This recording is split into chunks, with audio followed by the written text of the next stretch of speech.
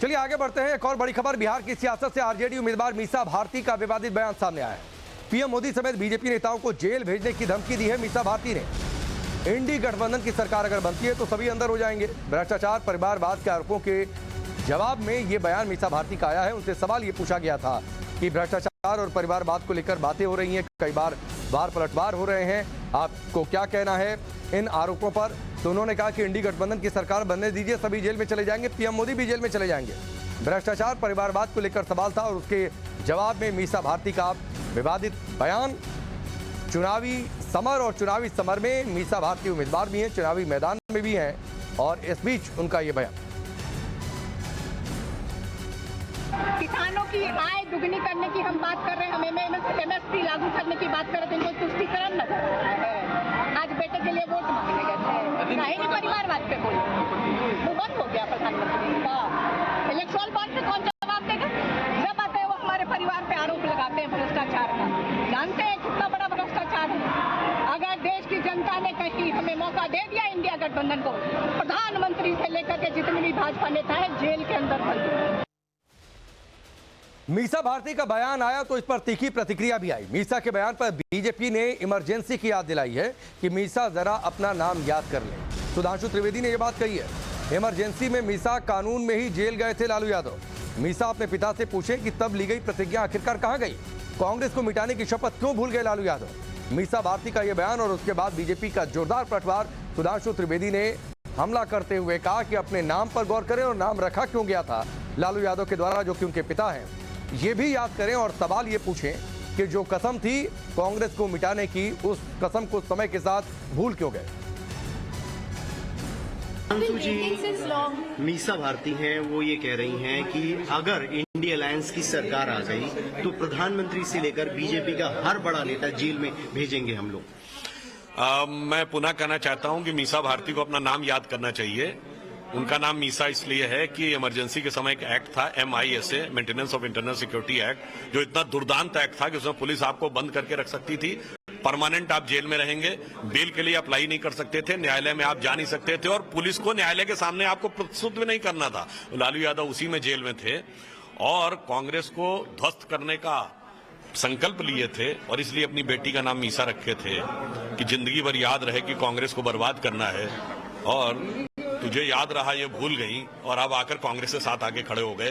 तो मुझे लगता है मीसा जी को अपने पिताजी से पूछना चाहिए कि पिताजी आपकी प्रतिज्ञा का क्या हुआ? एक पीढ़ी में अब हम इतना बदलाव कैसे आ गया? मीसा के विवादित बयान के बचाव में अब कांग्रेस आ गई है। कांग्रेस प्रवक्ता इमरान प्रतापगढ़ी ने कहा है कि मीसा भारती ने सही कहा है। उन्होंने ये भी कहा कि मीसा के बयान में उनकी पीड़ा है। लालू कुनबे ने सरकारी एजेंसियों का अत्याचार झेला है।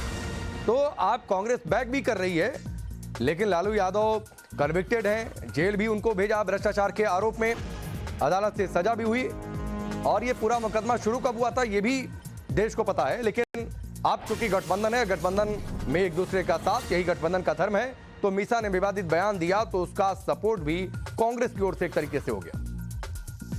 आपकी अलायंस पार्टी है आरजेडी, उसकी सांसद है मीसा भारती, जिन्होंने एक विवादित बयान दिया। उन्होंने कहा है कि अगर इनकी सरकार आ गई, यानी इंडिया अलायंस की सरकार आएगी, तो पीएम जेल में होंगे। क्या इस बात से आप इत्तेफाक रखते हैं? मुझे लगता है विवादित शब्द की परिभाषा अलग है।